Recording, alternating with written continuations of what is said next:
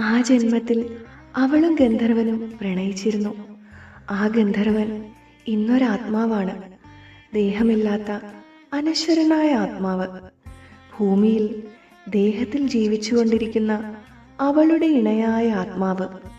ഇരുലോകങ്ങളിലായിരുന്നിട്ടും ഈ പ്രപഞ്ചം അവരെ കൂട്ടിയിണക്കി. പരസ്പരം ഒരിക്കലും അകന്നു പോകാൻ കഴിയാത്ത അനശ്വരമായ ആത്മയിണകളാണ് തങ്ങളെന്ന് അവർ തിരിച്ചറിഞ്ഞു. അവൻ ഭൂമിയിലെ തൻ്റെ ഇണയെ ആത്മീയമായി ഉയർത്താൻ സഹായിച്ചു കൊണ്ടിരിക്കുന്നു. തന്നിലെ ദിവ്യ സ്നേഹമെല്ലാം അവളിലേക്ക് പകർന്നു നൽകി സത്യധർമ്മത്തിൻ പാതയിൽ അവളെ കൈപിടിച്ചു നടത്തുന്നു. ഈ പ്രപഞ്ചവും സർവദൈവിക ശക്തികളും അനശ്വരമായ അവരുടെ പ്രണയത്തിന് അനുഗ്രഹാശിസുകൾ നേരുന്നു.